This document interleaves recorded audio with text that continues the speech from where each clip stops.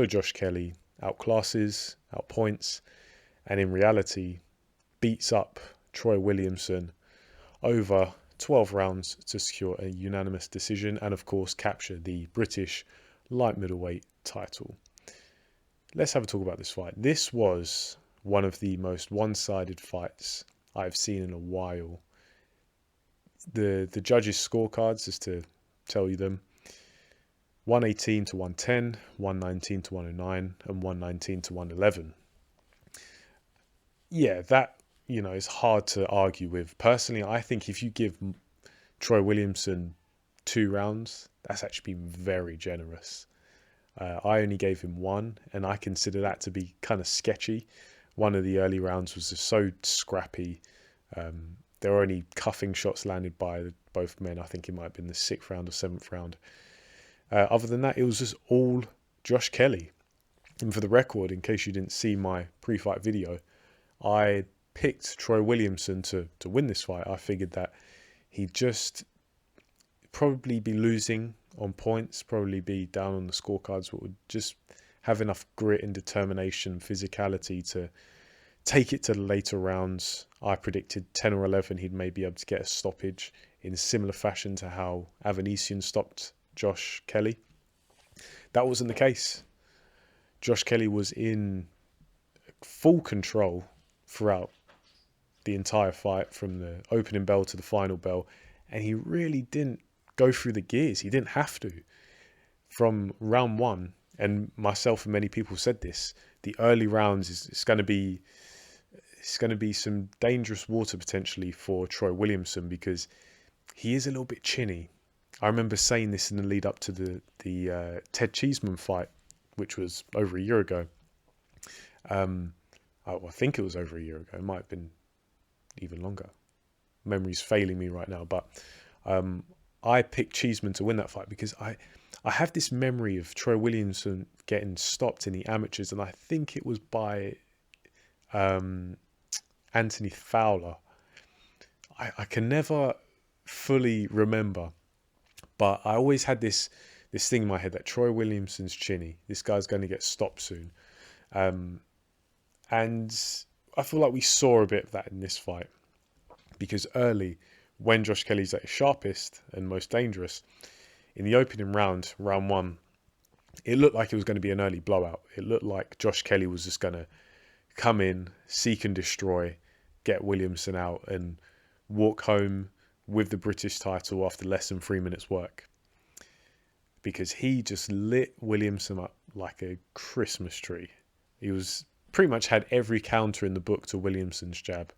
And Williamson showed, I thought, a lot of heart, a lot of grit, bending the rules slightly, quite a bit of holding to get out of that first round, but he did. And it was really just set the tone for the entire fight, where Josh Kelly was just almost in cruise control. As I say, he didn't really have to go through the gears, but it was just so easy for him to tag Troy Williamson. He really didn't have to look for much. And I talk about Josh Kelly being quite a reactive fighter and how you can't really get away with that at the highest level. But he proved that very much you can get away with it at this level against someone like Williamson, who was just so straight up and down, no head movement, walking in straight lines. And that's not really a surprise, I don't think. That's just what Williams does. He's not particularly skilled. He's actually quite crude. I'd go as far as saying certain aspects of his game are almost amateurish. So it's really a bit of a head scratcher how this was a guy who was in and around the GB squad for so long. But look, credit to him, he did his thing. But in this fight against Kelly, who's so much more dynamic, so much more athletic, still has weaknesses of his own, but it was a style with weaknesses that Williamson couldn't exploit. There was another round, I think it was round 5, where Williamson was hurt badly once again, and it looked like at this point, this is when Kelly was going to be able to get him out of there. But it seemed like a combination of Williamson holding on to see out the round, but also Kelly not really willing to shake him off and wrestle his way out and then follow up. And I think maybe there is some concern in the back of Kelly's mind where he doesn't want to blow a gasket. He doesn't want to just go all out and risk emptying the tank. So it was, that being said, I think he did show a decent engine because his work rate was pretty consistent throughout. That being said, it wasn't the most frenetic pace. Yes, it was consistent from Williamson, who was constantly looking to push Kelly back, but it wasn't like he was doing it in a very educated way. So it was almost like target practice for Josh Kelly. He could see a lot of the punches coming. I think in terms of offense, Williamson didn't really... He landed...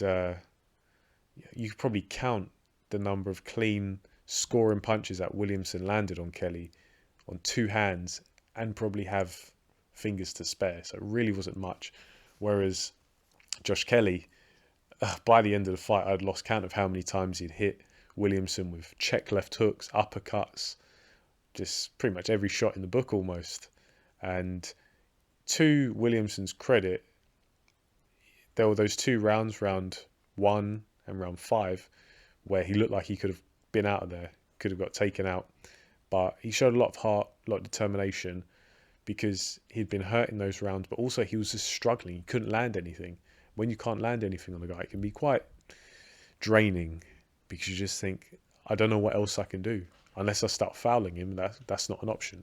Though the fight was a little bit rough, there was a fair amount of holding. Towards the end of the fight, I was glad to see the end of it because it wasn't competitive.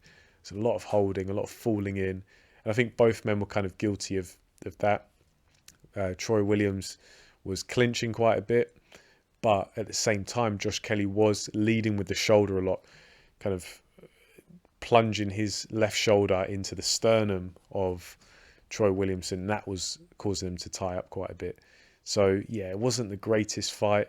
I've certainly seen better fights for British titles, but credit to Josh Kelly at the end of the day, because this was a fight where many people were picking him to lose.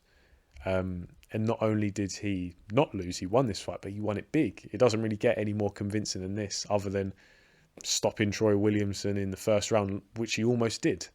So I know a lot of people don't really like Josh Kelly, but at the end of the day, he's gone in and done the business. So you have to give him credit. And look, onwards and upwards for him.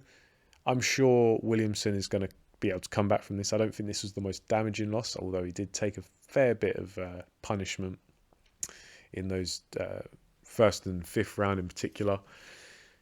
But I think Williamson's going to look at this and think, you know what, this boxing game is tough, because the thing is with Williamson, he's crude, he's got a lot of heart, a lot of determination, but he's not the most athletic guy, and he's certainly not the most technical.